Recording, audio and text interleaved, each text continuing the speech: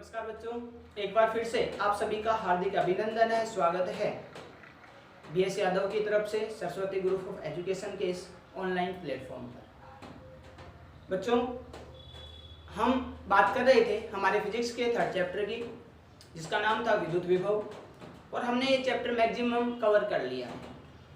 आने वाली 2 क्लासेज में ये चैप्टर फिनिश हो जाएगा, एक तो आज और एक नेक्स्ट। ठीक है, हम चैप्टर को आगे स्टार्ट करने से पहले मैं कुछ बातें आपको बताना चाहूँगा।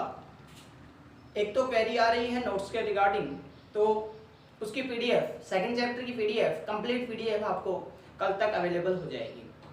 और आने वाले 2 दिनों में, यानी परसों या उससे अगले दिन, नेक्स्ट डे, आपको थर्ड चैप्टर के भी कंप्लीट नोट्स मिल जाएंगे। ठीक है, तो आप उसके लिए बेफिक्र रहें।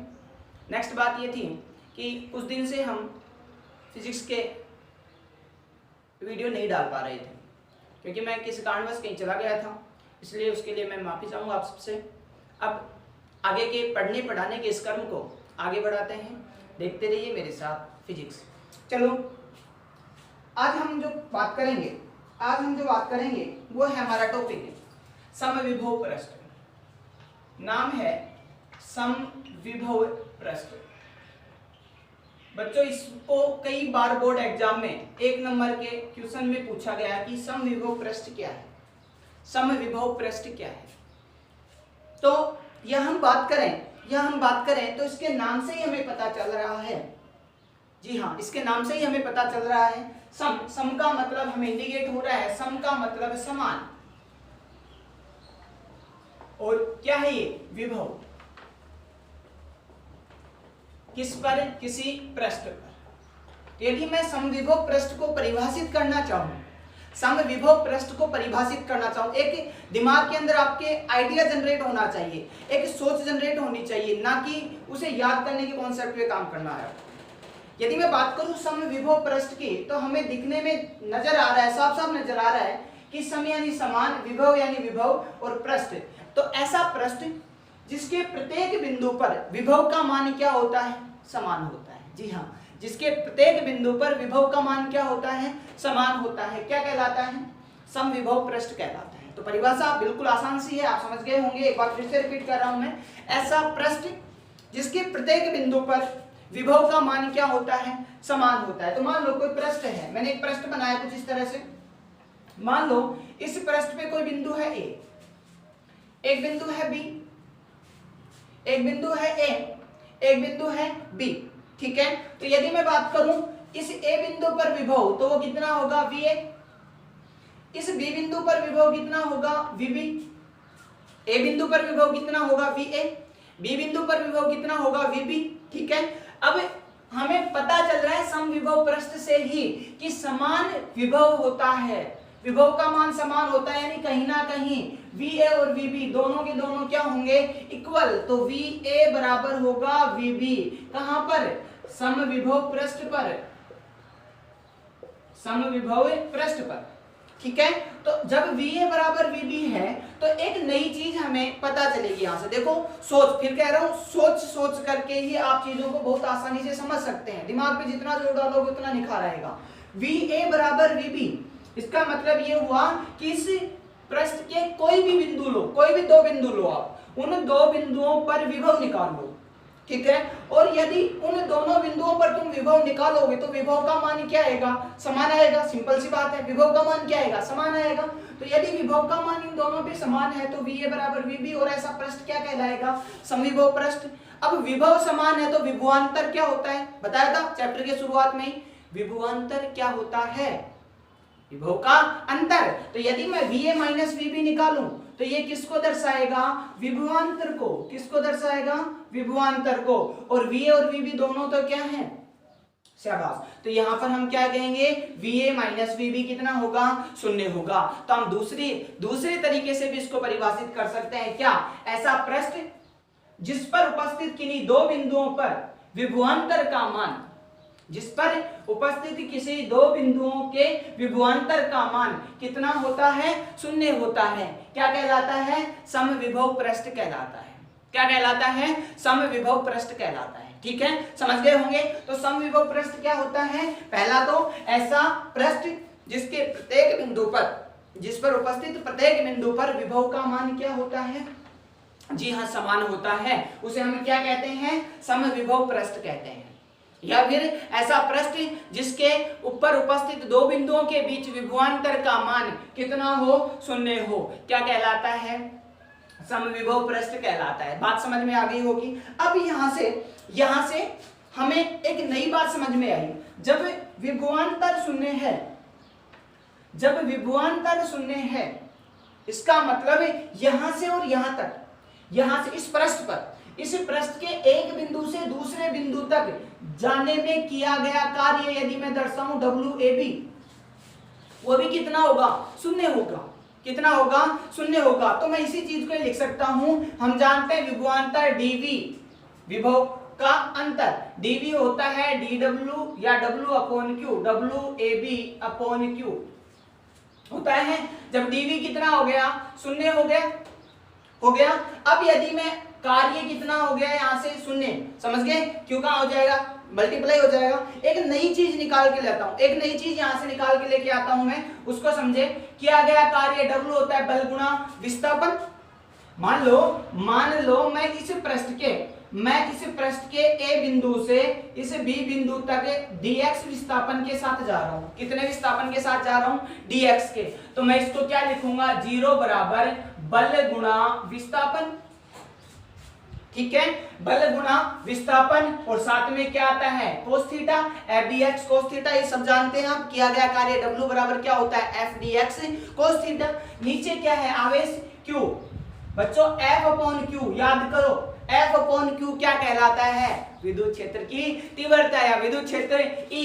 तो इसी को मैं लिख सकता हूं W बराबर EDX cos theta, EDX cos theta. समझ गए? अब नेक्स्ट बात समझो, 0 होनी चाहिए ये सबकी वैल्यू। तो 0 होने के लिए क्या विद्युत क्षेत्र शून्य है? जी नहीं, विद्युत क्षेत्र शून्य हो ही नहीं सकता, क्योंकि यहाँ पे तो आवेश मौजूद है। तो ये तो शून्य हो नहीं सकता, dx विस्थापन क्या शून्य है? तुम एक जगह से दूसरी जगह जा रहे हो तो ये भी शून्य नहीं हो सकता। इसका मतलब कहीं ना कहीं कौन शून्य रहा होगा? cos थीटा शून्य रहा होगा। कौन रहा होगा? cos थीटा शून्य रहा होगा। जरा याद करो, cos में कितने डिग्री पर cos की वैल्यू 0 हो जाती है? तो आपके दिल और दिमाग में एक ही बात आ रही होगी, जुम्बा पे एक ही नाम, क्या? थीटा कितना? 90 डिग्री। तो यहां से आएगा EDX cos 90 डिग्री। क्या लिख सकता हूं? EDX cos 90 डिग्री लिख सकते हैं ना? शाबाश। अब ये क्या दर्शा रहा है हमें? समझे? E क्या है? विद्युत क्षेत्र या विद्युत क्षेत्र। सॉरी, E तो हो गया विद्युत क्षेत्र, dx क्या है? विस्थापन, और cos थीटा की जगह कितना आ गया? 90 डिग्री। तो 90 डिग्री किस के बीच के कोण को दर्शा रहा है? E और dx के बीच को।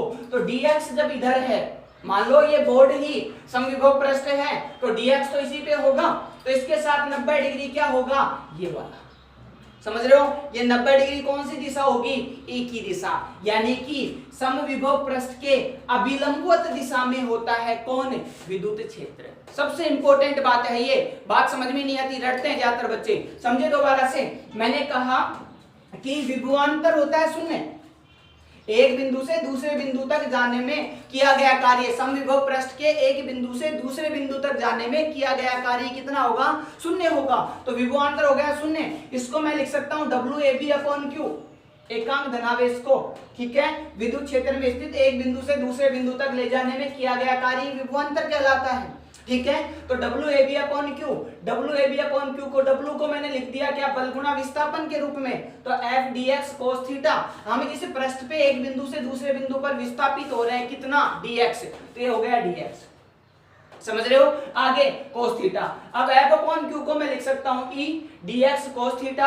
अब E भी शून्य नहीं है, क्योंकि यहाँ आवेश है तो विद्युत क्षेत्र होगा। dx हमने विस्थापित किया तो इसका मान भी शून्य नहीं हो सकता। आगे हम बात करते हैं क्या? cos theta. तो इसकी वैल्यू कहीं ना कहीं शून्य रही होगी, तभी जाकर के क्या हुआ है? शून्य हुआ है। समझ गए? जब ये शून्य कब हो सकता है? जब थीटा कितना हो? 90 डिग्री। यानी कि E व dx के मध्य, dx तो कहां? आप उस पृष्ठ पे ही तो चलोगे विस्थापित। तो यहां से यहां गया तो ये पृष्ठ है, तो इसी पर विस्थापित हो रहे होते हैं, तो हो गया dx। अब इसके अभिलंबवत दिशा कौन सी होगी? ये किसको दर्शाएगी? विद्युत क्षेत्र को। किसको? विद्युत क्षेत्र को। तो समविभव पृष्ठ पर विद्युत क्षेत्र E वह पृष्ठ के मध्य कितने डिग्री का कोण बनता है? 90 डिग्री का। या फिर हम ये कह सकते हैं कि समविभव पृष्ठ पर विद्युत क्षेत्र की दिशा उसकी कौन सी किस दिशा में होगी? अभिलंबवत दिशा में होगी। कैसे होगी? अभिलंबवत दिशा में होगी। समझ गए बात? तो ये चीज बहुत इंपॉर्टेंट चीज है समझना, ठीक है? यहां तक की बात समझ में आ गई होगी। आओ अब मैं पॉइंट टू पॉइंट आगे बात करता हूं। सबसे पहले वापस से याद करें, समविभव पृष्ठ क्या है? दो परिभाषाएं दिमाग में आ रही होंगी। पहला तो क्या कि किसी एक बिंदु पर विभव व दूसरे बिंदु पर विभव का मान क्या होता है? समान होता है, ठीक है? या फिर मैं ये भी कह सकता हूं VA माइनस VB होता है कितना? 0, यानी कि विभवांतर होता है कितना? 0। या फिर मैं ये भी कह सकता हूं कि एक बिंदु से दूसरे बिंदु तक जाने में किया गया कार्य भी कितना होता है? 0 होता है। 3 गुणधर्म पूछे जाते हैं कई बार, या विशेषताएं पूछी जाती है समविभव पृष्ठ की। कोई भी 3 या 4 विशेषताएं लिखें तो विशेषताएं हैं। पहली विशेषता कि प्रत्येक बिंदु पर समविभव पृष्ठ के प्रत्येक बिंदु पर विभव का मान समान होता है। दूसरा, किन्हीं भी दो बिंदुओं के बीच विभवांतर का मान कितना होता है? 0। तीसरा, यदि मैं समविभव पृष्ठ के एक बिंदु से दूसरे बिंदु तक जाऊं तो किया गया कार्य कितना होगा? 0 होगा। और फोर्थ पॉइंट मैंने अभी तुम्हें समझाया कि विद्युत क्षेत्र हमेशा समविभव पृष्ठ के अभिलंबवत दिशा में होता है। तो हमेशा E की दिशा कैसे होती है? पृष्ठ के अभिलंबवत होती है। कैसे होती है? अभिलंबवत होती है, ठीक है? तो 4 पॉइंट बिल्कुल आसानी से समझ में आगे होंगे। कई बार हमें पूछता है कि कोई भी बिंदु आवेश है, उसके कारण से आपको समविभव पृष्ठ खींचना है। तो समविभव पृष्ठ कैसे कैसे हो सकते हैं, मैं आपको उसकी तरफ लेके चलता हूं, एक बार समझाने की कोशिश करता हूं। सबसे पहले तो ये बताओ, कोई बिंदु आवेश है Q है, ठीक है? यदि मैं इससे इस दिशा में r दूरी पर विभव निकालूं, ये बिंदु मैंने माना A, तो ये होगा VA, ठीक है? तो VA की वैल्यू तुम्हें समझ में आ गई होगी। बिंदु आवेश के कारण r दूरी पर स्थित बिंदु पर विभव का मान कितना होगा? आ रहा है कुछ ध्यान में? याद करो जरा, ठीक है? ऐसे ही मैं इसके इस तरफ लेके जाऊं r दूरी पर, ये बिंदु दिया मैंने B, और यहाँ पे विभव कितना होगा? VB। ये भी समान दूरी पर ही तो है या नहीं है? तो यहाँ पर भी विभव क्या होगा? समान होगा, क्योंकि दूरी कितनी है? r, आवेश भी Q है, कोई फर्क पड़ेगा क्या? नहीं। तो ऐसे आप किसी भी दिशा में जाओगे, कितनी दूरी पर है? r दूरी पर। कितनी दूरी पर है? r दूरी पर। तो सभी जगह आपको विभव की वैल्यू सेम मिलेगी। विभव की वैल्यू क्या मिलेगी? सेम मिलेगी। तो विभव जब सेम आ रहा है, तो मैं इन सभी बिंदुओं को इस तरह से मिला दूं, तो मेरे को इस रूप में एक पृष्ठ मिलेगा। इस पृष्ठ को ही हम बोलते हैं क्या? समविभव पृष्ठ। और ये किसके कारण हुआ? बिंदु आवेश के कारण। जी हाँ, किसके कारण? बिंदु आवेश के कारण। तो ये बिंदु आवेश के कारण समविभव पृष्ठ कुछ इस तरह से हुआ। तो हम किसी भी बिंदु आवेश के कारण समविभव पृष्ठ को दर्शाएंगे तो कुछ इस तरह से दर्शाएंगे। देखिए ध्यान से, यहाँ पे बिंदु आवेश, इसके चारों ओर कहीं पे भी दर्शा दो। पहला, यहाँ पे विभव होगा V, सभी जगह, जैसे मैंने कहा V1। तो यहाँ जाओगे तो यहाँ पे मिलेगा, अब ये और ये समान नहीं है क्योंकि दूरी बढ़ गई, तो यहाँ पर V2। ऐसे ही दूर जाओगे तो कितना हो जाएगा? V3। तो इस पृष्ठ पर विभव समान है, इस पर समान है, लेकिन V1, V2, V3 समान नहीं है। केवल इस पृष्ठ पर कोई भी बिंदु लोगे तो उन सब बिंदुओं पर विभव का मान क्या होगा? समान। तो इस तरह से हमें एक लाइन के जरिए, एक ग्राफ के जरिए हम दर्शा सकते हैं कि बिंदु आवेश के कारण से समविभव पृष्ठ कैसा होता है। एक बार ध्यान से समझें, यही बात है क्या? ठीक है, समझ गए क्या? तो यहाँ यदि मैं विद्युत क्षेत्र दर्शाना चाहूं तो होगा कुछ इस तरह से, ठीक है? ये हो गया हमारा बिंदु आवेश के कारण समविभव पृष्ठ। कोई प्रॉब्लम है क्या? नहीं होनी चाहिए, ठीक है? ये तो हुआ इसके लिए। दूसरा एग्जांपल और बताता हूं समविभव पृष्ठ का, ध्यान से देखें। मान लो विद्युत क्षेत्र रेखाएं एक दूसरे के समांतर है, कुछ इस तरह। कैसे? ऐसे। ठीक है, इस तरह से समांतर हैं। तो यदि मैं इस बिंदु पर देखूं तो इसी के जस्ट नीचे एक बिंदु रहा होगा, ये रहा होगा, ये रहा होगा। इन सब पर क्या होंगे? क्या होंगे? विभव का मान क्या रहेगा? समान रहेगा। तो यदि मैं इस तरह से बिंदु देखूं, ऐसे ही यहाँ पे बिंदु देखूं, ये देखूं, ये देखूं, इस तरह से बिंदु देखूं, तो विभव का मान क्या रहेगा? समान। तो यहाँ पे ये 2D है, 3D के अंदर जब हम बनाएंगे ना, तो ये लाइन कुछ इस तरह से नजर आएगी आपको बैक की तरफ से। ठीक है, कुछ इस तरह से आपको लाइन नजर आएगी। तो ये भी एक तरह से समविभव पृष्ठ को इंडिकेट करता है, समविभव पृष्ठ को दर्शाता है। यहाँ पे भी V1, ये V2, V3। तो ये ऐसे नहीं है, तिरछी नहीं है, ये बिल्कुल पृष्ठ है। इस तरह से लाइनें ऐसे जा रही हैं।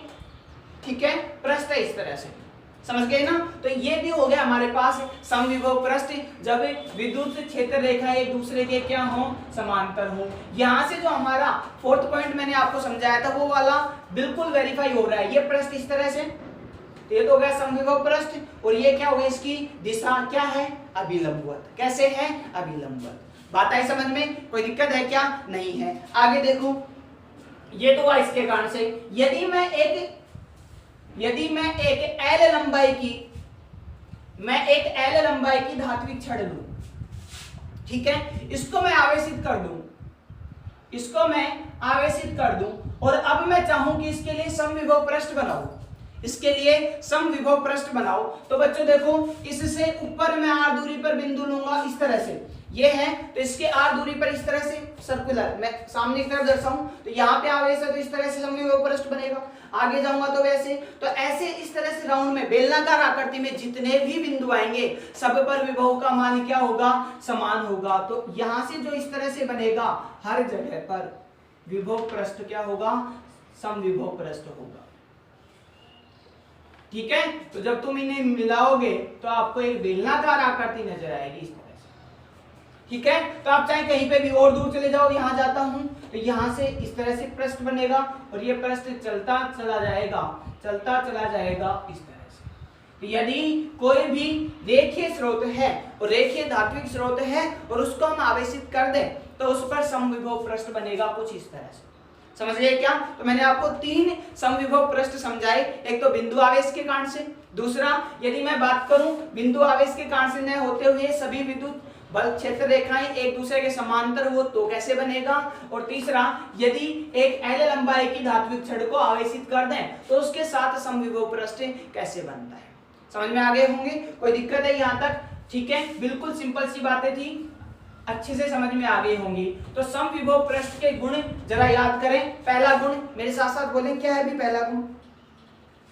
पहला क्या है? हाँ, प्रत्येक पृष्ठ के प्रत्येक बिंदु पर विभव का मान क्या होता है? समान होता है। दूसरा बोले क्या होगा? विभवांतर क्या होगा? शून्य होगा। तीसरा किया गया कार्य क्या होगा? शून्य होगा। यानी एक पृष्ठ पर एक बिंदु से दूसरे बिंदु पर तुम जा रहे हो, एक ही पृष्ठ पर एक बिंदु से दूसरे बिंदु पर तुम जा रहे हो, तो जाने में किया गया कार्य कितना होगा? शून्य होगा। फोर्थ क्या है?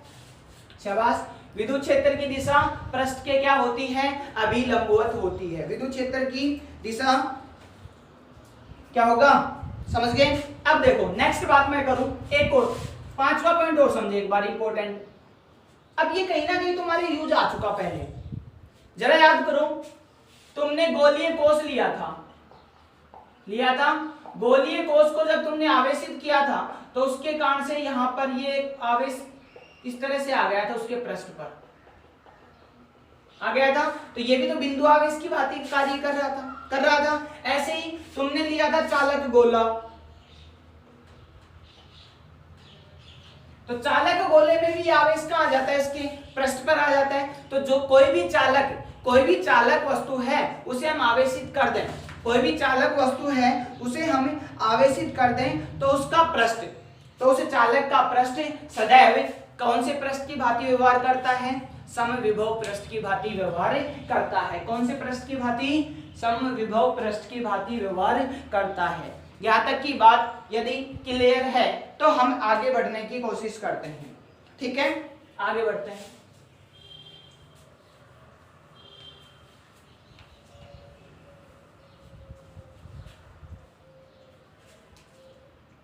नेक्स्ट टॉपिक हमारे पास बहुत इंपॉर्टेंट, वो कुछ इस तरह से है कि आवेशों के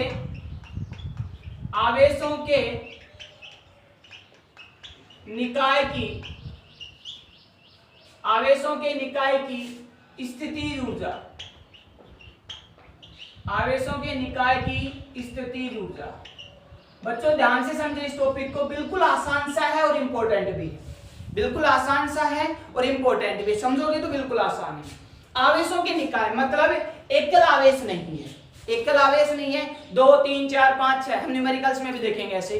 तो हम फिलहाल मानते हैं 2 आवेश। कितने आवेश लेते हैं? 2 आवेश। तो मैं कह रहा हूं कि आवेशों के निकाय की स्थितिज ऊर्जा। समझे एक बार, मेरे पास 2 आवेश हैं, एक आवेश है Q1, एक आवेश है Q2, और दोनों आवेश अनंत पर स्थित है। स्थिति कहां पर है इनकी? अनंत पर। कहां पर है? अनंत पर। मैंने कहा 2 आवेश है, एक तो Q1 एक है Q2, कहां पर है? अनंत पर। ठीक है, अब मैं Q1 आवेश को कहीं पर A बिंदु पर लेकर के आता हूं, किसी A बिंदु पर लेकर के आता हूं, Q1 आवेश को A बिंदु पर लेकर के आता हूं, तो यहां तक लेके आने में क्या मेरे को कार्य करना पड़ेगा? सोच करके बताओ, देखिए क्या यहां तक लाने में मेरे को कार्य करना पड़ेगा? सोचे जरा, सोचे, उसके बाद में बताता हूं। क्या मेरे को इसको ये बिंदु तक लाने में कोई कार्य करना पड़ेगा? कुछ बच्चों के दिमाग में आ रहा है सर कार्य तो करना ही पड़ेगा, कैसे काम हो जाएगा बगैर कार्य के? अरे सोचो, क्या यहां पर पहले से कोई आवेश है? क्या यहां पर पहले से कोई आवेश है? तुम्हारा जवाब आ रहा होगा जी नहीं। जब आवेश ही नहीं है तो क्या यहां पर विद्युत क्षेत्र होगा? तुम कहोगे नहीं। जब विद्युत क्षेत्र ही नहीं होगा तो क्या Q1 को यहां तक लाने में कोई आकर्षण या कोई प्रतिकर्षण बल का अनुभव होगा? नहीं होगा। क्या नहीं होगा? जब आकर्षण या प्रतिकर्षण बल का ही अनुभव नहीं हो रहा, जब आकर्षण या प्रतिकर्षण बल का ही अनुभव नहीं हो रहा, तो ना तो उसे धक्का देने की जरूरत पड़ रही, ना उसे खींचने की जरूरत पड़ रही, तो क्या तुमने कोई कार्य किया? जी नहीं। क्या तुमने कोई कार्य किया? तो तुम्हारा जवाब रहेगा नहीं। तो इस स्थिति में किया गया कार्य कितना हो जाएगा? 0। यानी कि Q1 आवेश को A बिंदु तक लाने में किया गया कार्य WA कितना होगा? 0। कितना होगा? 0। समझ गए क्या?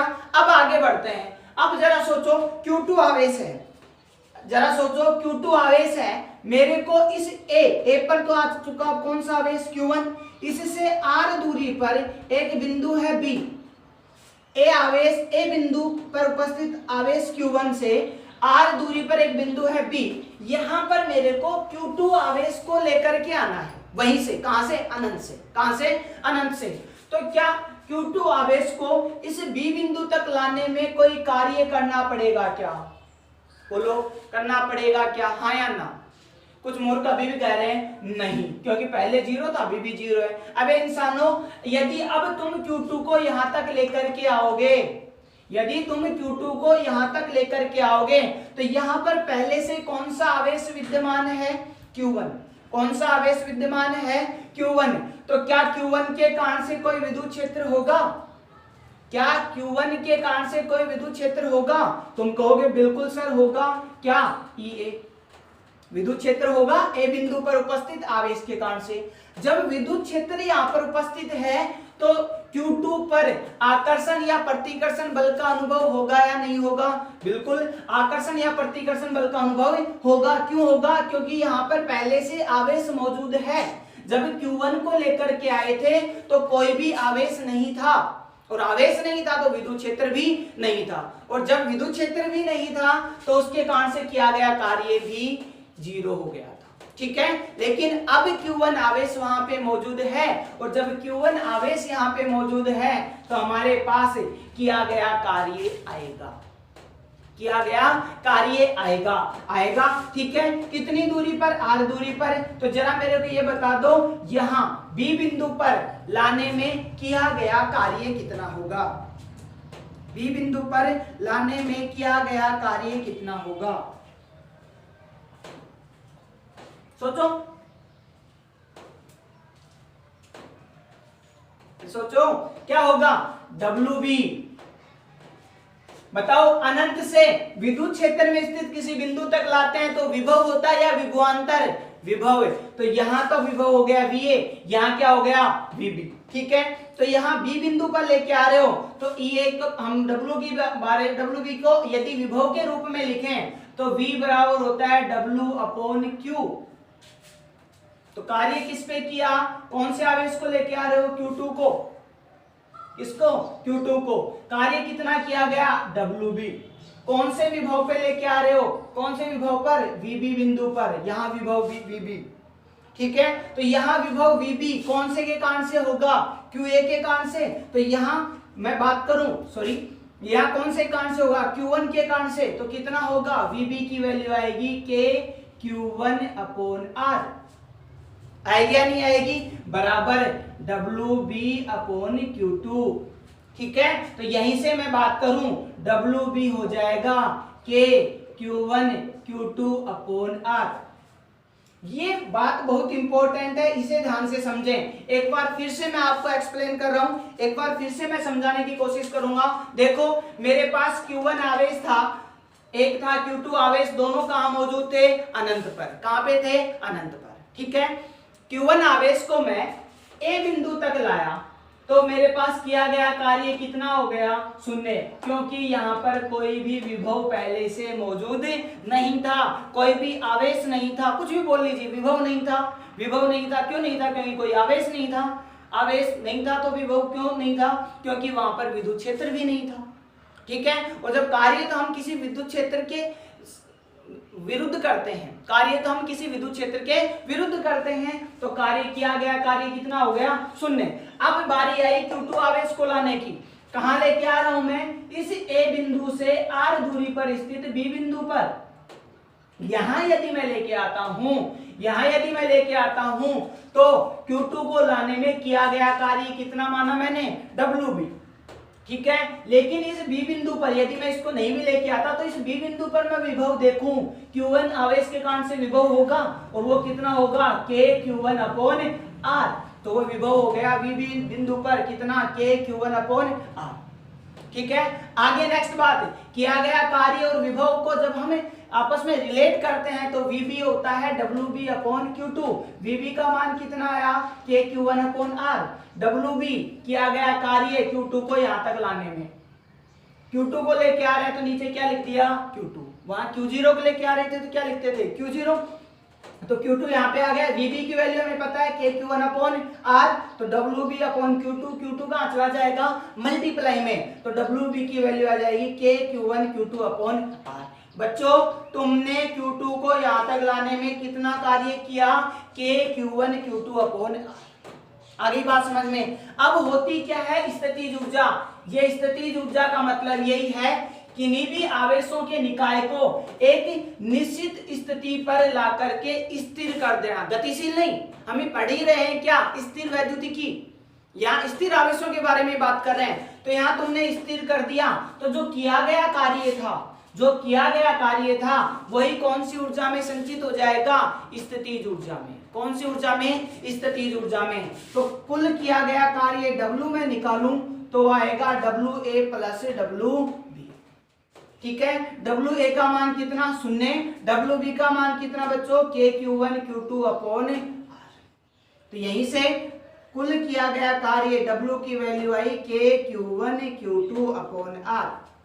आगे यहाँ तक ये किया गया कार्य W है, यही इसकी स्थितिज ऊर्जा U में संचित हो जाएगा, तो हमारे पास आएगा U = KQ1/Q2/R।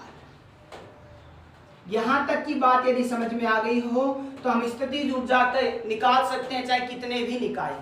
ठीक है, तो यहां से डायरेक्ट हमें टर्म समझ में आनी चाहिए। यदि दो आवेश हैं तो पहले के कारण से कार्य 0, इसके कारण से करेंगे तो क्या आ जाएगा? B बिंदु पर Q2 आवेश आ गया, तो अब हो जाएगा क्या? KQ1/Q2/R। समझ गए? कोई दिक्कत है क्या किसी को? यहां तक की बात बिल्कुल क्लियरली समझ में आ जानी चाहिए। यहां तक की बातों को ध्यान से समझें, फिर मैं आगे कुछ बात करता हूं एक निकाय के बारे में।